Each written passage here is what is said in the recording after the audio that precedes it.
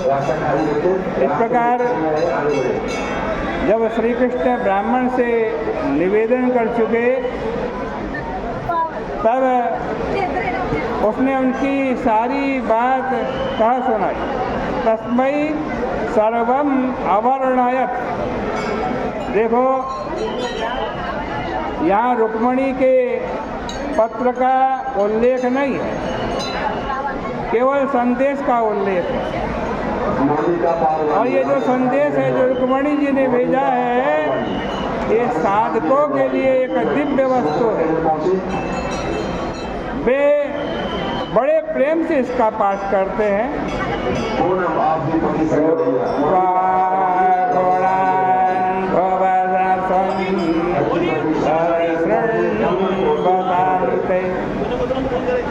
निर्विश्य कर्ण विवरैर हरतंगतारम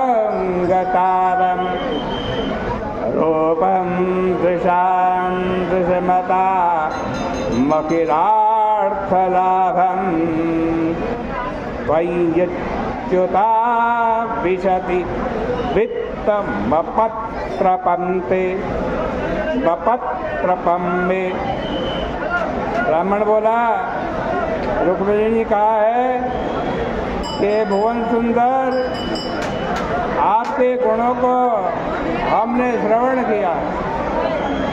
जो आपके गुणानुवाद का श्रवण करते हैं, उनके कर्ण रंध्रों में प्रविष्ट होकर आपके गुण श्रवण करने वाले के अंग ताप को हर लेते हैं।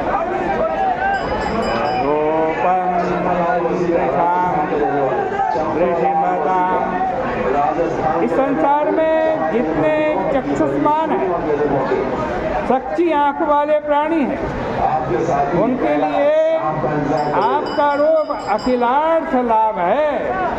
अर्थात उससे धर्म, अर्थ, काम, मोक्ष चारों पुरुषार्थों की प्राप्ति होती। श्री कृष्ण मेरा चित्र अपत्रपा अपगता त्रपायस्मात्, अर्थात लज्जा रहित होकर के आपके अंदर प्रवेश कर रहा है।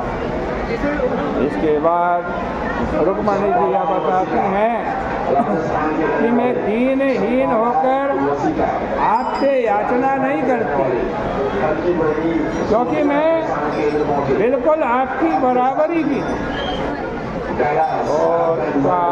मुकुंद महति कुलशील रूपा विद्या वयो द्रविण धाम विरात्मतुल्यम। हम दोनों के कुल, शील, रूप, विद्या वय, द्रविण और धाम दोनों के दोनों बराबर बराबर हैं। मैं बड़े उच्च कुल में पैदा हुई हूँ और धीरा हूँ, अधीरा अथवा चंचला नायिका नहीं। आप भी नरलोक मनोभिरामा हैं, इसलिए मैं आपकी शरण, आपकी वरण करती, आपको वरण करती। रुक्मिणी जी ने साफ साफ कह दिया कि मैंने आपको अपना पति बना लिया। आप पति हैं और मैं आपकी पत्नी हूँ। मेरा अपना शरीर आपको अर्पित कर दिया है मैंने। आगे की बात आप जाने, कहीं ऐसा न हो कि सिंह का हिस्सा सियार लेकर के भाग जाए। मैंने अब तक जो कुछ धर्म कर्म किया है, उसका फल मुझे यही मिले कि आप आकर मेरा पानी ग्रहण कीजिए, दूसरा कोई मुझे छूने न पाए। इसलिए सेनापतियों के साथ आकर शिशुपाल को हराइए और मुझे ले जाइए। मैं आपके साथ चोरी से भागना नहीं चाहती, इसलिए आइए और आमने सामने लड़कर मुझे ले जाइए। निर्मत्स्य चैत्य मगधेन्द्र बलम प्रसय्या।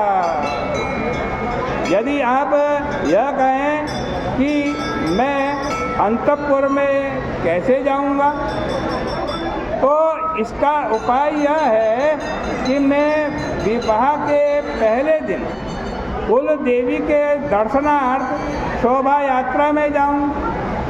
वहीं पहुंच करके आप मुझे ले जाइएगा।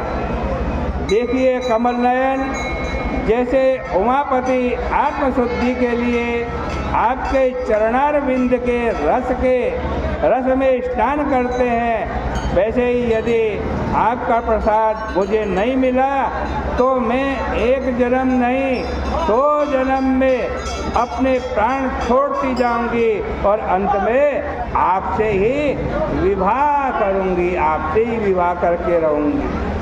देखो, रुक्मिणी का यह गुप्त संदेश मौखिक हो या पत्र में हो, कितना सारगर्भित है। इसमें एक शब्द भी अनावश्यक नहीं है। नानोपेक्षित मुच्यते काव्य टीकाकार मल्लिनाथ का प्रतिज्ञा वाक्य है। आजकल जो आज कथावाचक होते हैं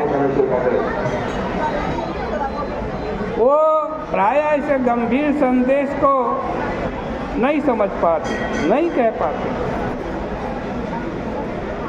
ऐसे लोगों को इस गंभीर संदेश का जो एक लड़की की ओर से प्रेषित है अच्छी तरह अध्ययन करना चाहिए और इससे शिक्षा लेनी चाहिए।